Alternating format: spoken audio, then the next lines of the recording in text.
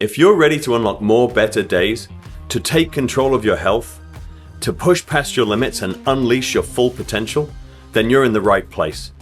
I'm your host, Dr. Jeremy Bettle. For over 2 decades, I've worked with elite athletes and high performers, helping them optimize their bodies, strengthen their minds, and recover from setbacks. Now I'm bringing that expertise to you through the Vitality Collective podcast. In each episode, we'll dive deep into the science, strategies, and real-world solutions you can apply right away. Whether it's enhancing your physical performance, avoiding or recovering from injury, sharpening your mental edge, or simply feeling your best every single day. With insights from top experts and thought leaders, this podcast is designed to help you take action, feel better, and live the life that you deserve. Welcome to the Vitality Collective podcast, where every day is vital. Today, I'm joined by Martin Bone, an inspirational meditation teacher and breathwork expert. In this episode, we dive really deep into the world of mindfulness and emotional regulation, covering how to reclaim your attention, manage anxiety, and bring presence into high-stakes environments. Now, we get quite technical at parts here, but if you stay tuned for the end, I'm going to give you some of my favorite breathwork techniques and some of the practices that I've put into place in my own meditation journey. So if you're someone who's felt overwhelmed or caught in cycles of stress and reactivity, I think you're really going to enjoy this conversation. Let's get into it. It's such a pleasure today to introduce someone who's been very influential in my life recently, Martin Bone. We're here to talk about meditation, breathwork. So welcome to the show. Thanks for coming on. Hey, Jeremy. Good to see you, brother. Yeah, great to see you too. And for a bit of context, we met 2024, I think it was March, right? On Craig White's iconic retreat. And that was a period in my life where I was growing a lot, exploring a lot of my inner landscape. And this was such a powerful step for me to see this retreat, to pack up and come down to Peru, not know what to expect. But the container that you and Craig created for the men that came down there, that we had the 5 days in the retreat and then the 4 days hiking out to Machu Picchu together, really getting to know one another and integrating everything we'd learned. It was a profound moment in my life. So thank you for that. Such an epic trip, wasn't it? Yeah, just unbelievable. Unbelievable. I knew it would be powerful. Yeah. But I had no idea the lasting impact it would have. Yeah. I feel so fortunate, really, because I've been again this year. I was with you guys last year, and then we were there the year before. And I think the echoes from, each and every retreat that I've ever held, but especially being in Peru over the last few years, and being on that land, and Machu Picchu itself and that classic Inca trail that we walk. Yeah. But it feels supercharged because, we're with, guys who we've been on a journey with, an intimate, vulnerable journey over 5 days in the valley.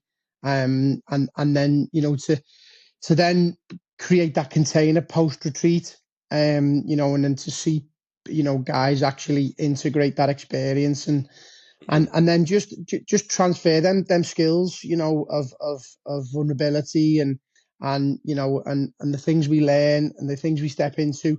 And then it's more of just owning that embodiment, I think, as well. There's that experience of actually just like creating that container, being in Peru, really feel embodied, coming home to yourself, and then transferring that back into the world and having that sense of accountability with the guys that you were able to journey with was it was iconic, and I feel the same. I always feel really blessed to be away, but the work tends to happen when you come home.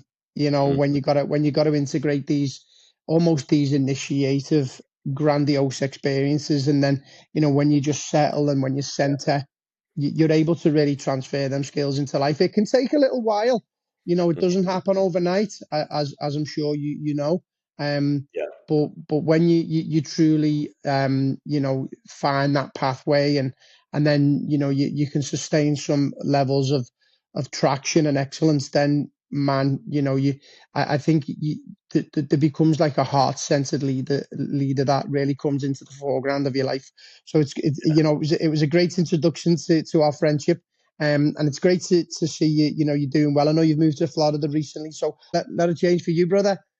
Yeah, like so much changed since then. I think you're right, and stepping in and just to be clear, what we're talking about in creating a container there. When we walked into that space, I think every man who walked in was a little bit unsure, but it very quickly became clear that it was a space of safety, Yeah, and one where it was okay to be vulnerable, yeah, and okay to really go deep with everyone. yeah, And that it's a container that's maintained to this day. I know you guys all got together this weekend over in the UK, and yeah. we've been meeting every month on Zoom. A year and a half since the retreat, and so it's been great. But coming out of a retreat, I think there is always a hard landing. Yeah, You're sort of on top of the world, and you've been in this space where everybody's open and loving and caring, and then you come into the real world, and you've got to put that into real life, and it's tricky. yeah, absolutely. The bubble of retreat is always, it's something to be admired. And I think also, that takes good facilitation as well. The likes of Craig and I, we've done a lot of our own personal work over the years, and we've held many retreats, with other facilitators. But we create that bubble, and safety was always super important to us.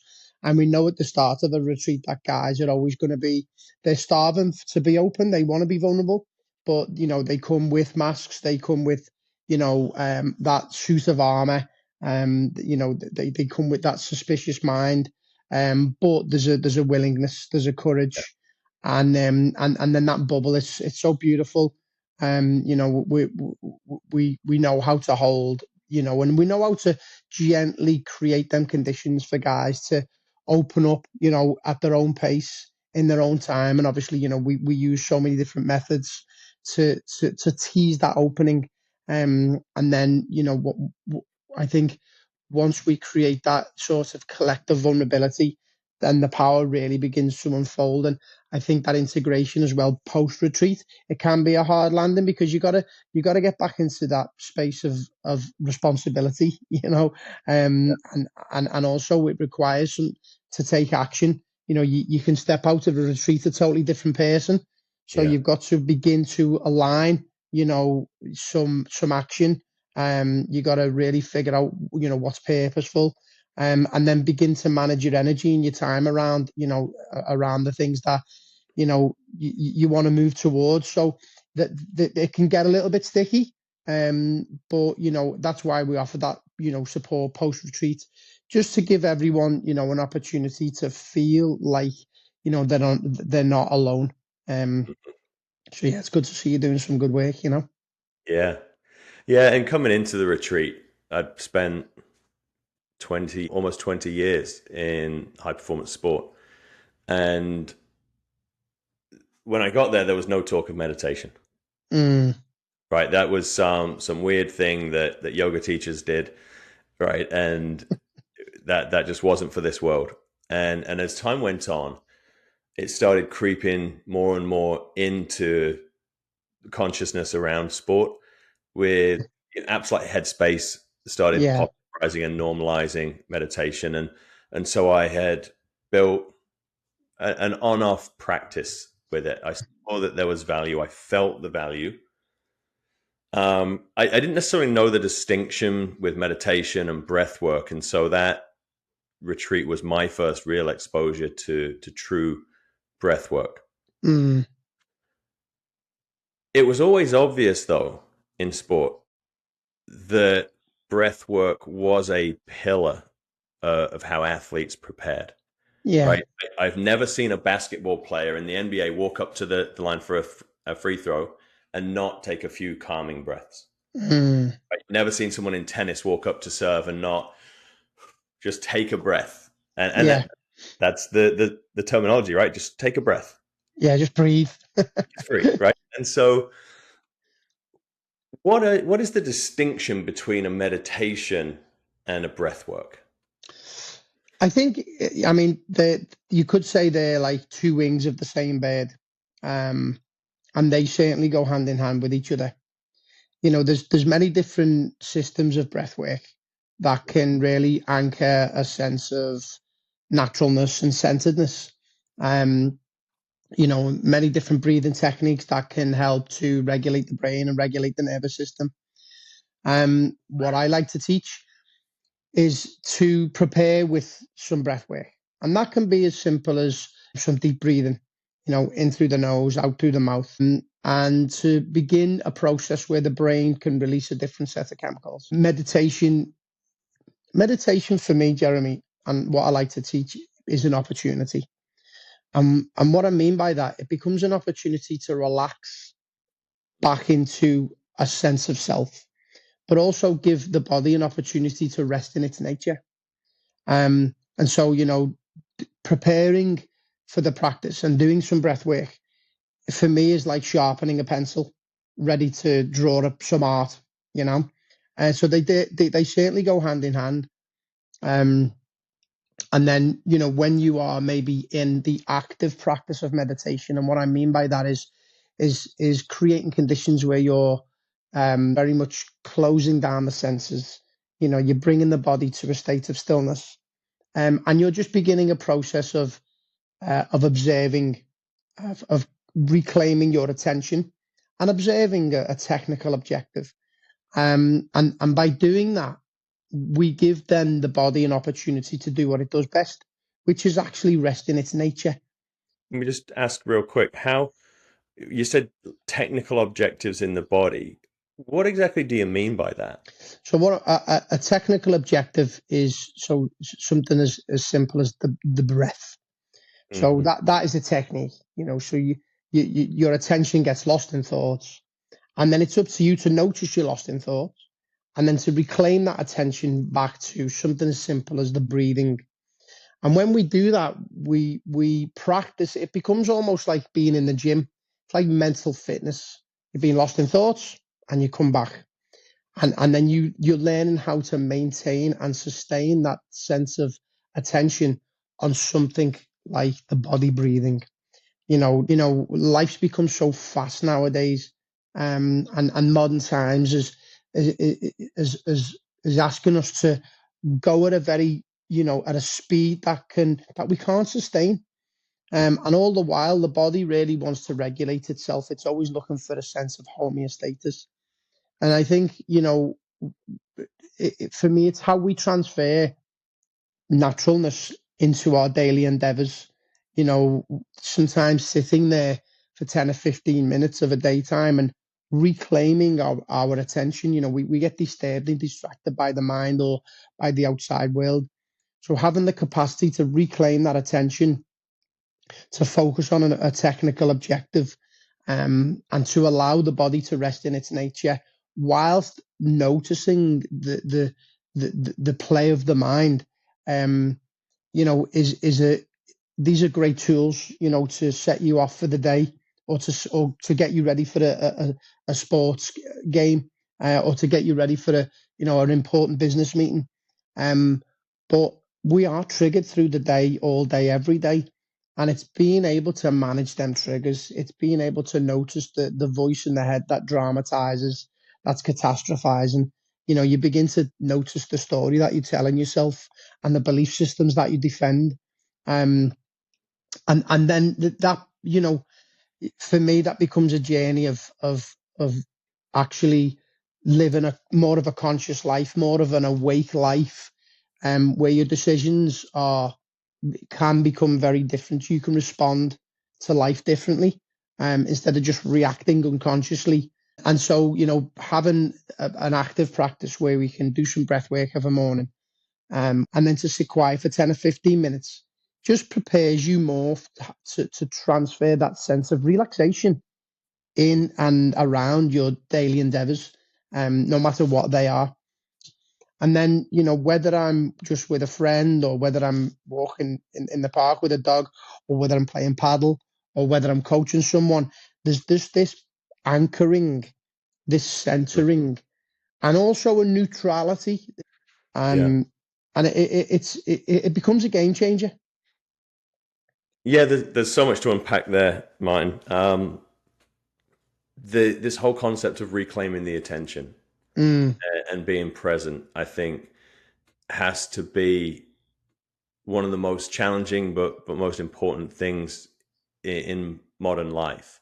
yeah, I went through that journey in sport, and now I'm out of sport and coaching high performing individuals in the real world. There's almost there's two sides to this resistance to slowing down. You mentioned that we've got to be on a journey looking forward, right? That's life. yeah, But so many people they don't want to look at the map, they just want to sprint, yeah, right? And they yeah. want to keep sprinting. And that's what came to me when you were describing that moment to pause. It is almost being able to stop and look at the map. Mm, Are you going in the right direction? yeah. Right? And for the high performer, right, for the hard charging entrepreneur executive, what do you say to that person who's resisting this kind of work or this kind of space in their life? Mm. I mean, you know, I suppose it's worth going in the right direction slowly than the wrong direction quickly. Mm, Um, and it takes real courage to even consider what direction you're actually going in. Questions of, do I feel aligned, and is this journey I'm on purposeful? Where am I actually going, and what is it that I want to achieve? And what's my intention behind what I'm doing? These are worthy questions asking.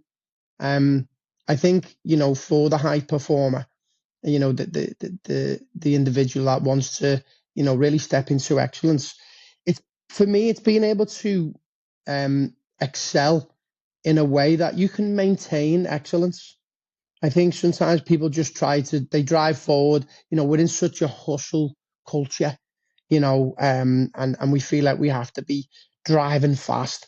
I think learning how to cruise in the right direction, find a pace that you can sustain and that you can maintain, um, there's a sweet spot for that. yeah. There's a sweet spot. We have to also be aware of our language, especially when we're coaching these high performers. Is like, it's not necessarily about slowing down.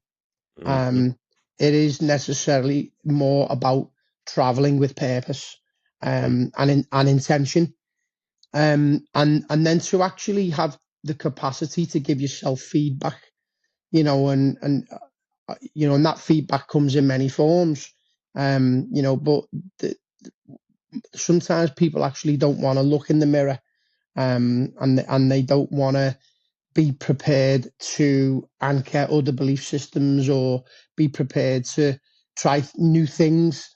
Sometimes people just they just get on this one track. No, it's my way or no way, and I'm going in this direction.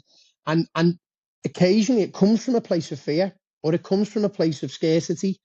It can come from a place of lack, that you feel like you have to prove something to the world, or you actually may be subordinating to somebody else's model, to somebody else's journey.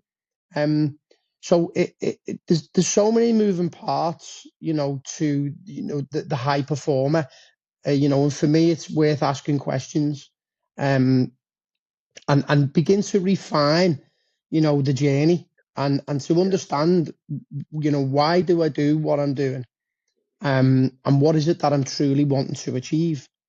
And then, beyond that, it's, can I move at a pace that I'm enjoying? Some guys are just they're living a destination driven life. They're on to the next future objective. They'll reach that destination, and they'll bulldoze their way through just to reach some sort of target. Now, I believe we have to be driven by goals, but I do deeply believe that, it's about learning how to live a journey driven life, and actually enjoy the process of it, and savor it, and taste it, and be a part of it, and take people with you, and co-create. Um, so I think, the language isn't necessarily about slowing down. It's more about being embodied and enjoying the process. But for me, would always invite any individual to learn how to reclaim your attention, because your attention is it's currency. It's the currency of the gods. And when we reclaim this sense of attention, then it gives us an opportunity to, to move through this our own methodology, Yeah. or to create our own, systems, where we can actually truly thrive. And you touched on there another one of these terms that I think they all get thrown out together. You talk about mindfulness. Give us a brief example of what you're talking about with mindfulness and how it differentiates. I think for me, what I teach is mindfulness is a reclaiming of attention. Hmm. In basic terms, because our attention gets disturbed and distracted, gets hijacked, firstly by the mind. So we get lost in thoughts a lot of the time, and we're thinking, not knowing we're thinking. Um, and we can go round and round, and our thoughts then can be based upon the projections of the future, and the memories of the past. So we can be predicting, projecting, and rehearsing a possible future, not knowing we're doing it, and that can be based on fear, lack, and scarcity. So we end up in a survival type space. Or we can be we can be reminiscing the past. Now we need to be, we're the only species that can use these faculties, past and future, you know. But what's important is that we don't get lost in them concepts all the time, because we like to know where we're going, and we like to know where we've been, but it takes us away from what's actually going on, Yeah. so we can be forthright and wholehearted in the moment. So mindfulness is the capacity to reclaim your attention, because probably about 90% of our day, we're actually we're overthinking, not knowing we're thinking, and Yeah. we're actually subconsciously going from A to B, B to C, C to D, and we're sleepwalking through life. Yeah. I'd like to touch on that because that's what's sort of been coming to mind. I think of my own nervous system. And you start the day, we're at 7 a.m. jumping on and recording a podcast, and then I'll go into clients, and then I've got a pretty packed schedule all the way to the end of the day, both before and after dinner. Mm, And it's hard not to carry each session through and into the next. yeah. And so in terms of regulating the nervous system, recentering, reclaiming in between those sessions, I Mm, think you're talking about here could potentially just allow you to be in each session, mm, create a little bit window, even just for a few breaths in between sessions. yeah. I mean, that's a practice in itself, having these, almost these mini practices. I mean, if you reclaim attention, for example, in a meditation practice of a morning, and you sit down actively for 15 minutes, and you reclaim that attention, and you place it upon a technical objective, and you allow the body to do what it does best, which is rest in its nature. That's progress. And then through the day, when you notice that you're lost in the mind, you're dramatizing, you're catastrophizing, because when we are lost in thoughts without any resolving, without any resolution of the story we're telling ourselves, then we spike with the brain. And what I mean by that is we can end up in like a high beta brainwave. And when we're in a high beta brainwave, the nervous system is firing in the sympathetic nervous system, which it releases cortisol. Now, cortisol is fine because it's a stress hormone. But when we're releasing cortisol all day, every day, constantly, then it becomes a problem, because the stress becomes chronic, not acute. So I believe in acute stress, the body, does need to be alert. But when the body is regulated, and what I mean by that is when the body knows how to rest and digest, we can still be very active in our endeavors, but we can be relaxed in the process. We don't have to be up the wall, so to speak. We Hmm. don't have to be stressed to get things over the line. Yeah, sometimes I believe that we need, some goals that create urgency, But if you're already aligned to purpose and value, then you will live a life of excellence that is driven by the journey, not by the destination. But through the day, if I've practiced that of a morning, I can have a micro practice, and the body remembers what it feels like to rest in nature. But also, my natural response fires up. So and what I mean by that is, I know when I'm getting lost in thoughts. I'm triggered by something in the day. It might be I'm in the gym, I've opened the door open for some guy, he didn't say thank you, and then boom, I'm in the story. Then I'm Yeah. thinking, I don't like him. In fact, I've never liked him. And then you're creating a narrative around this person who maybe is just having a bad day, or he was on the phone, and but I've taken it personal. I've made it personal. We become so self-centered, and we feel like we're in this Truman Show. And then and that's just one example of how the story can run in the mind. And it's an hour later, and you're still you're planning this guy's death in your mind. Do you know what I mean? And you're like, and the capacity to capture the story and notice that it's a poor use of energy.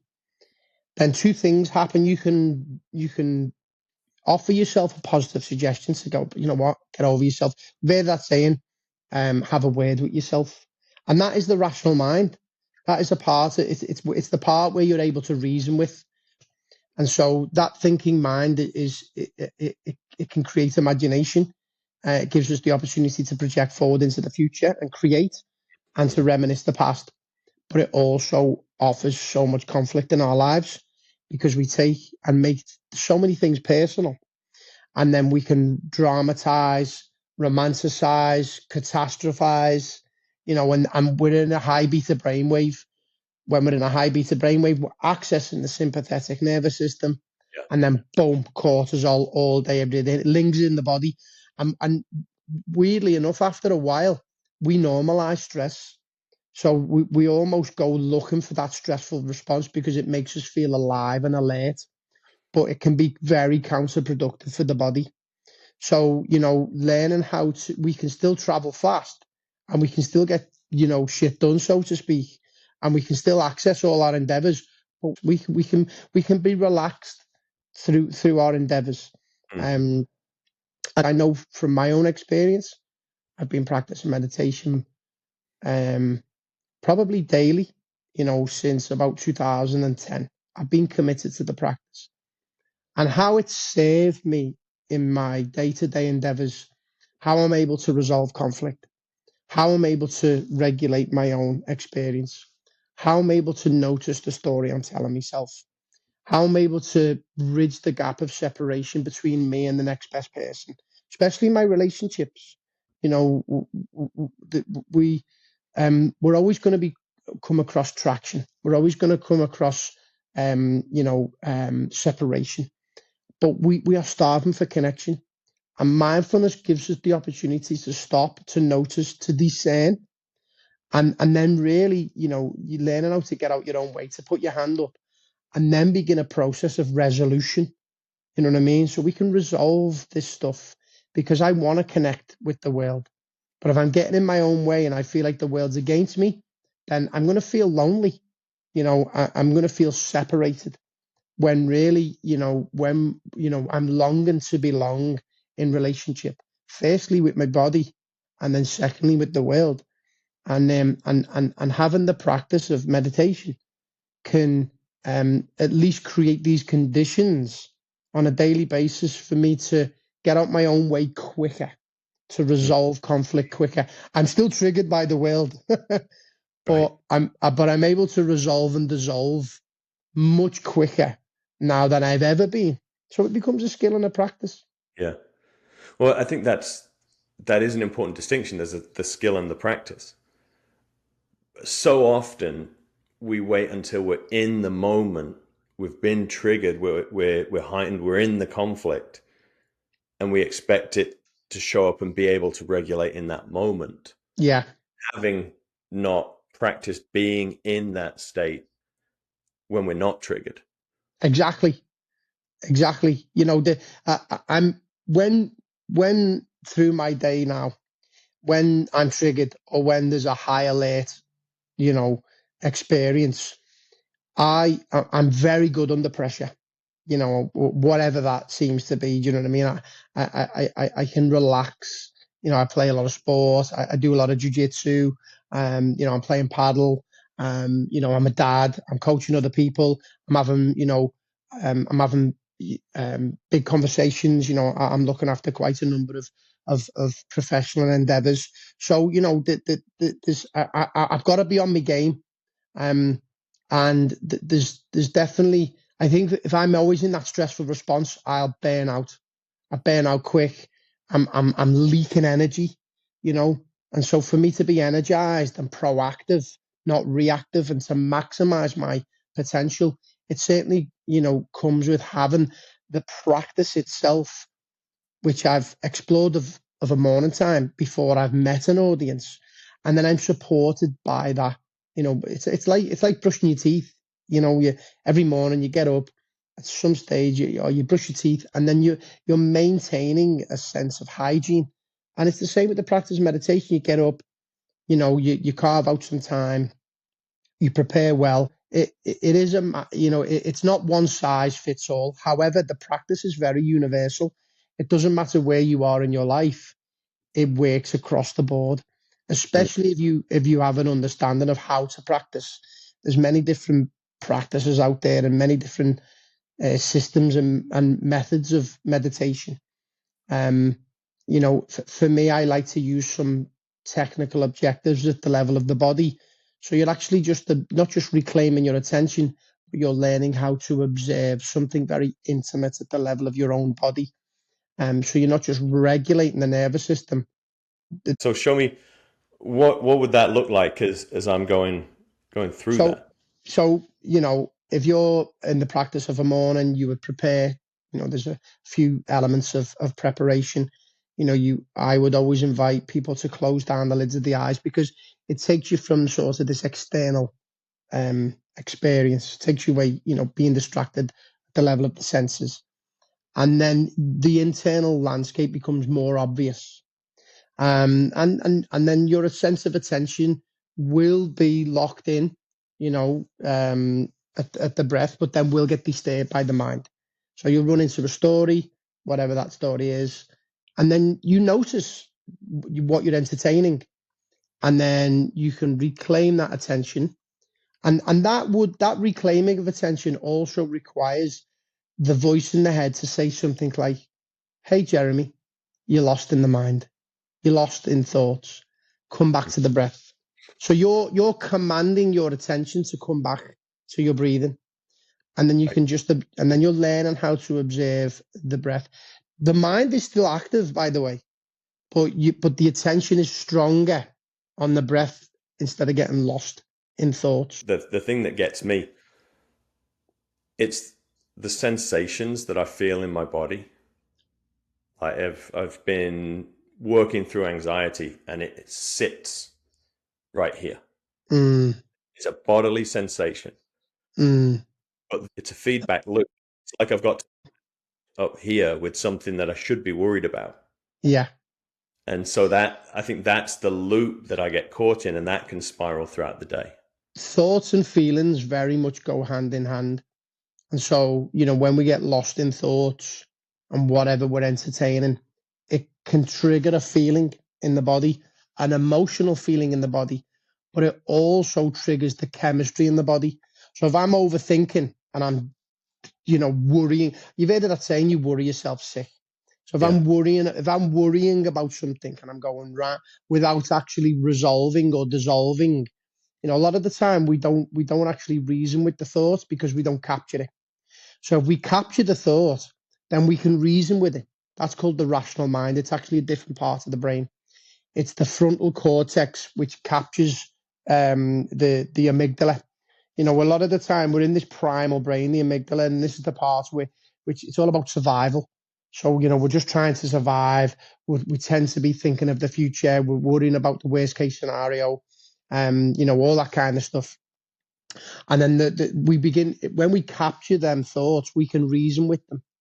And that's a big process, to be able to resolve and dissolve these mental constructs. So when we're lost in thought, it creates this, that we're releasing this cortisol. So the body's on high alert and, we feel anxious, you know what I mean? Because we're ready to fight. We freeze, fight or flight. And so when we capture, resolve and dissolve thoughts and reclaim our attention, we begin to regulate the brain. So we go into an alpha brain state, and this is where we release a different set of hormones through the bloodstream, oxytocin, melatonin, serotonin.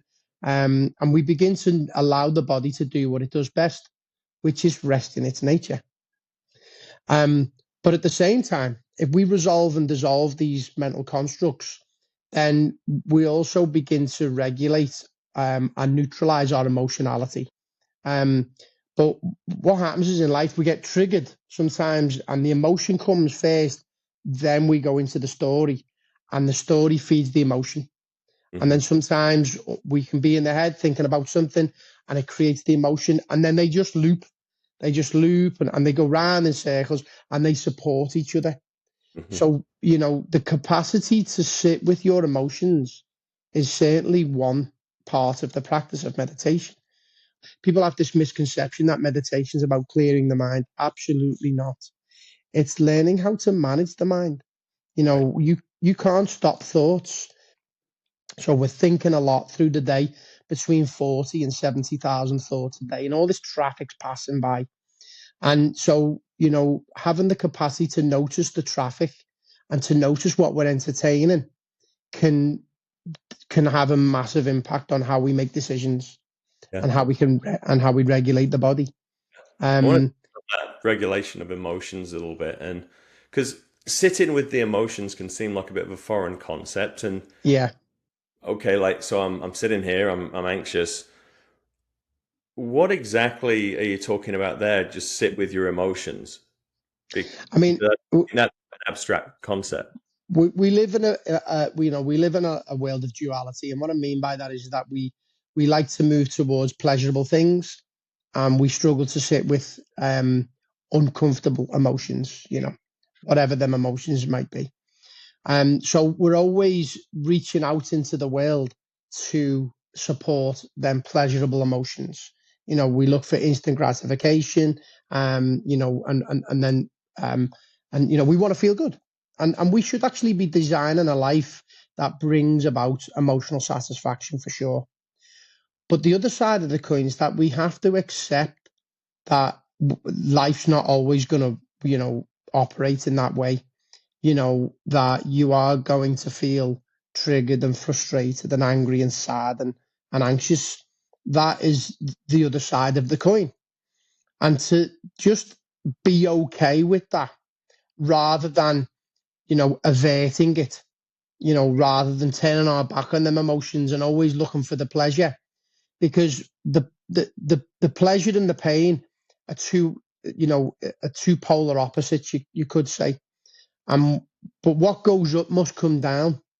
And if we learn how to be okay with both sides of the coin, we actually practice more neutrality in our lives. And when we're neutralized, we're centered and we're maximized. When we're polarized, we tend to be more minimized, and we can be ruled by outside sources, and that's where we're giving our power away to the world. We're waiting for the sun to shine to feel good. We're waiting for the payday to feel abundance. It's the search for happiness. So again, we should create a life that brings about satisfaction. But when we can accept and surrender to the things we can't control, and we accept them with a gracefulness, then we're less polarized and definitely more neutralized. Yeah. I'm not saying don't enjoy the pleasure. I'm saying enjoy it. But the law of nature tells us that nothing is permanent. So pleasure isn't always going to stay, and pain isn't always going to stay. It's the human experience, Jeremy. Chances are when we begin to manage our internal landscape, we begin to manage our external landscape. And by managing our external landscape in a way of, choosing a life that's purposeful, letting go of the things that, aren't serving you so much, managing your time better. And that's again why I love mindfulness, because it illuminates all of our potential. And it gives us that we see the roadmap clearly, but we also see the lighter side of our personality and also the darker side of our personality. And we also see, how we're operating through life. To operate through life with a sense of wakefulness and integrity instead of, being unconscious and sleepwalking through life and then reaching into the outside world for gratification. It's two ends of the spectrum, Jeremy. And mindfulness for me is it's the gateway, it's the key to unlock, all of this magic. Yeah. And I think for me, sitting with that emotion, it's been the challenge over the last 12 plus months since the retreat. And it's taken me a while to understand this concept. And I think even as you're saying now, there's some more clarity coming, but being able to sit with anxiety, not let it feed a narrative. Yeah. It's what has allowed it to be non-permanent. Yes. Me ducking into my phone or wandering off or finding and seeking a way out of it or being frustrated that it's present is what has it permanently there. And so for these folks who are just sort of going into this, 15 minutes is quite a long time. Yeah. What's the minimum effective dose? Like for someone to start, how can they start a practice in the mornings or anytime they can carve out some time to just create a little bit of this space? I think first and foremost, it starts with an intention. Actually having the intention to give it a shot, to start somewhere. And I would start really slow, small steps, because meditation is a long-term process, Jeremy. It's it's an investment, and it's a project, so it's not trying to do too much too soon. I would invite someone to not just learn how to set an intention, but to manage some time. And what I mean by that is to look at your own personal endeavors. And because everyone's morning routine is unique to them, you have to look at your circumstances. Do I work shifts? Do I work for myself? Have I got children? Who's in the household? Have I got dogs to walk? You have to look at your circumstances. But for me, it's learning how to carve a bit of time out. And what that looks like is to maybe just start with finding 10 or 15 minutes, and allowing that to be a part of some sort of structured routine, which could be around doing a bit of breath work. I mean, everyone's got a morning routine, but some people are just doing enough. They're snoozing. They're just doing enough. They're just like, they're getting out of bed and they know the time, from the bed to the office. Do you know what I mean? And then everything in the morning is a rush. People are rushing and hurrying through life, when really you can navigate and you can slow down and it can be meaningful and it can be purposeful. So for anyone who's new to this, like, set an intention, start there, but then create some space. And I mean what I mean by that is manage some time, and then create a little space at home, and then just sit, just start just sitting and doing like 20 deep breaths. Start there, and then you can build upon that. After just a few days, you can do 20 breaths, and then close down the lids of the eyes and bring your attention to the body breathing. You know, there's definitely a few steps you could, and then from there, I would invite, setting a timer. Setting a timer is always great, especially when you're new to the practice, because, you're going to get lost in thoughts, but we need to be lost in thoughts to actually reclaim that muscle of attention. So we have to give thanks to getting lost in thoughts, because it gives us the opportunity to go, okay, I can flex this attention. I can bring it back to a point of focus, something as simple as the body breathing. And that's a success. If you bring your attention back just one time in 5 minutes, that's progress. But I would set a timer for 5 minutes, because you have to learn how to, be comfortable with at least sitting still for 5 minutes. And when I like to use the terminology body stillness, body breathing. So, to bring the body to stillness and don't move a muscle for 5 minutes is a wonderful technique in itself. And then to observe the body breathing. The body breathing will become so obvious when you actually commit to body stillness. And then 5 minutes. And after a week, up into 6 minutes. And all of a sudden, you start to anchor the benefits, no doubt. You'll get immediate results, but then it becomes also a long-term project.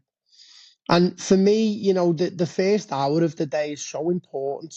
I'm not just staying in bed and snoozing and then going from the bed into the car, into the office. For me, I'm managing time really well.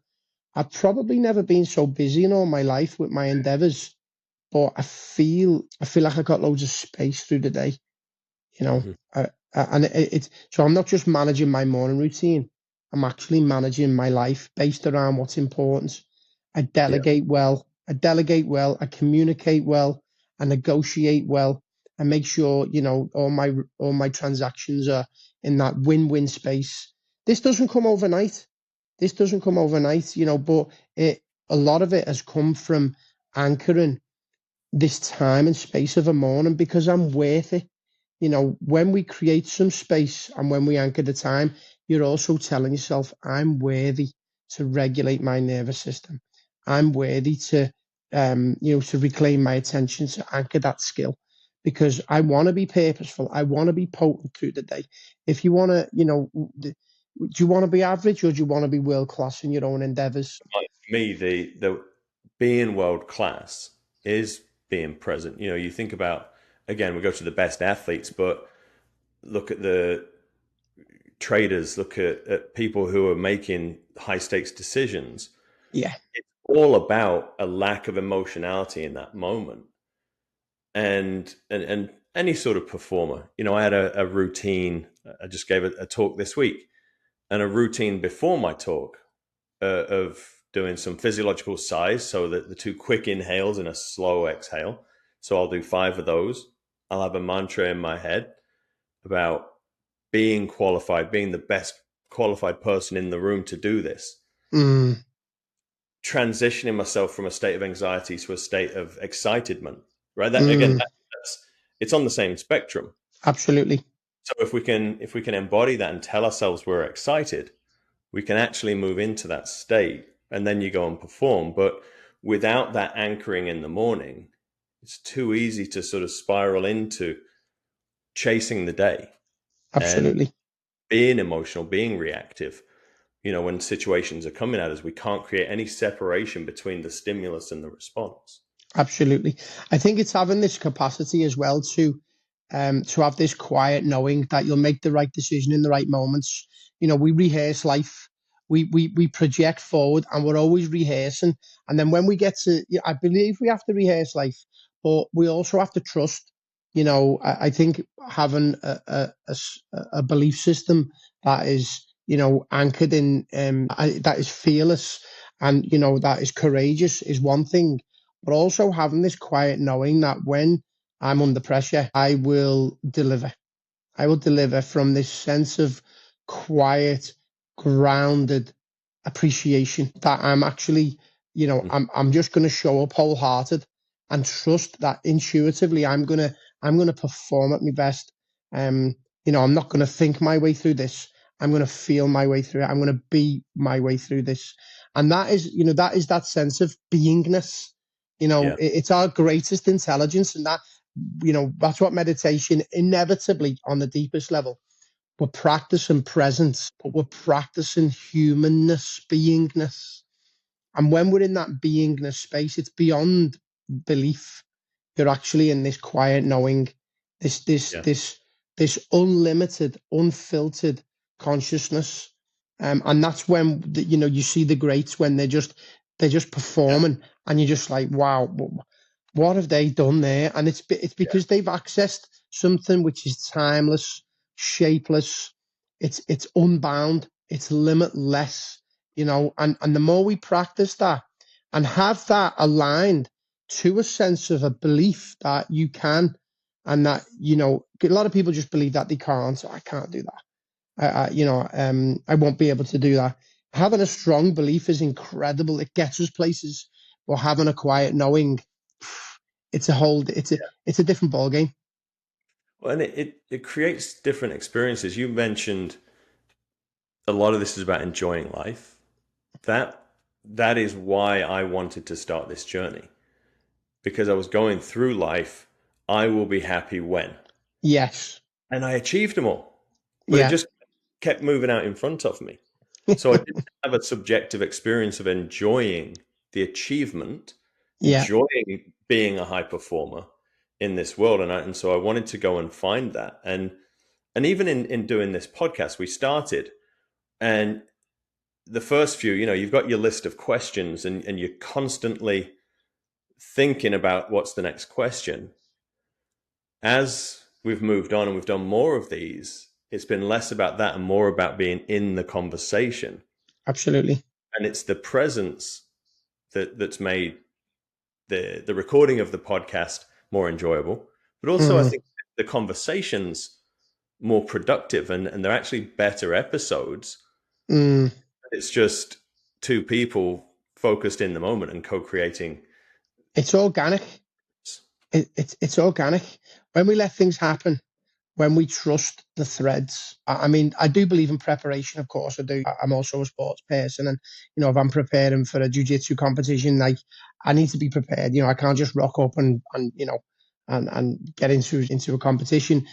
Preparation's important, but we can be over prepared. We can try and be perfect when really, when we're organic and we're allowing our rough edges to come out, and we're trusting them threads of intuition, and we're backed up by our own experience and embodiments. Wow. Yeah. And people feel it because it's authentic. It's an authentic transmission, Jeremy. Sometimes a lot of people are just, they're wearing masks and they're thinking their way through life, and and they're trying too hard. They're trying too hard. And when we relax back into ourselves, and this is what meditation does, it allows us to relax back into ourselves. It allows the body to relax. So what comes into the foreground is this intuitive knowing, is this potent transmission, this authenticness that you can't deny, and it becomes magnetic. It's a benevolence. It's an unstoppable abundance, and that is the joy right there. And then you're just in the joy of it. You are the joy of it, rather than giving your power away to something. Oh, I'll be happy when, I'll be abundant when. Great. I love that. But it's also like, just being here, just being here now, just and resting in that space, because that's what we truly desire. Above all else, there's this quiet joy and then beyond that, it's like this quiet gratitude. It's just like, wow, thank you. And Mhm. the gratitude becomes a feeling in the body, and it's a feeling of contentment. It's a quiet contentment, and it's like, wow. And it was there all along. It's hidden in the background. And so we allow that stuff that is in the background to come into the foreground. And if we can just anchor more presence, but still be invested, but not attached to the outcome, and express ourselves along the way, wow.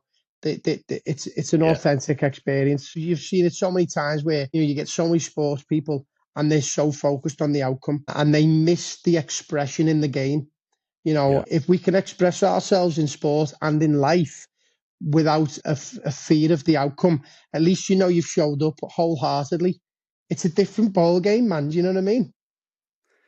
Yeah, no, that's been my work, and the outcomes of that are more of a sense of enjoying this process of going through.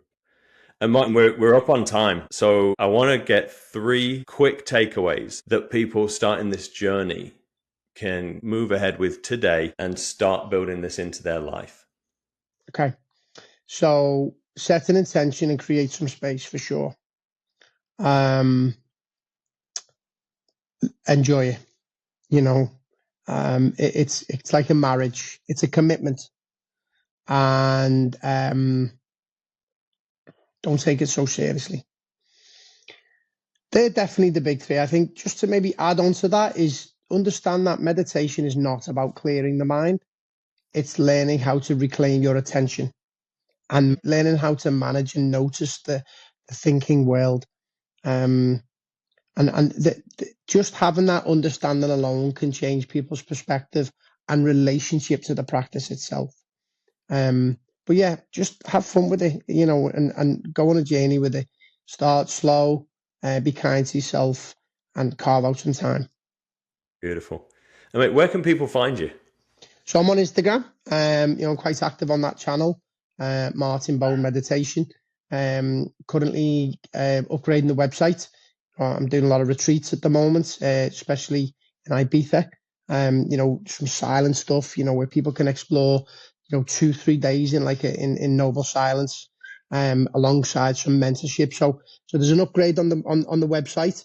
And that's it really. I just use Instagram quite a lot, and I don't take myself so seriously. I'm super chilled nowadays. I love being a dad. But if people want to contact me or maybe ask some questions and follow a thread of meditation, Instagram's probably the best bet right now. Beautiful. Well, I can't tell you how much I appreciate your time, Martin. It's been wonderful to catch up and chat. And it's great to see you, brother. Yeah, it's just been great. So thanks you for again. the chat. Yeah, no problem. I'll see you soon. That was such a powerful conversation with Martin. Now, at the beginning, I promised you I'd share a couple of my favorite breathwork techniques. And so in the moment, if I'm feeling anxiety, if I'm feeling like I need to regulate my nervous system, I'll use the physiological sigh. And so that's 2 quick inhales followed by a slow exhale. The first inhale will be longer than the second, and then I like to close down the lids of my eyes and slowly control that exhale over 4 or 5 seconds. I'll repeat this 4 or 5 times depending on how much time I have. It's something that you can do really discreetly. You don't have to make a big show of it, but you can do it in basically any scenario. Now, for my longer term breathwork practice leading into my meditation, I'll use box breathing. And that is where you inhale for 4 seconds, hold your breath for 4 seconds, exhale for 4 seconds, and then hold your breath again for 4 seconds. I'll repeat that cycle for 4 minutes before I then transition into more of a mindfulness meditation practice. Give those a try and let me know in the comments how it impacted you. Martin left us with 3 incredible takeaways from today's episode. Number 1, set an intention and create some space. Even 5 intentional minutes can transform your day. So start really small and build from there. Number 2, just enjoy it. Embrace the journey and find joy in this practice. Let the consistency guide you and bring lasting change. Number 3, don't take it so seriously. Remember to approach meditation with curiosity and kindness rather than perfectionism. If today's conversation resonated with you and you're ready to apply these concepts into your own life, that's exactly what we do at Vitality Collective. We bring together world-class diagnostics, personalized planning, and ongoing performance coaching to help you build a life of sustained vitality. Head over to www.vitality-collective.com to learn more. Thanks for listening, and we'll see you next time.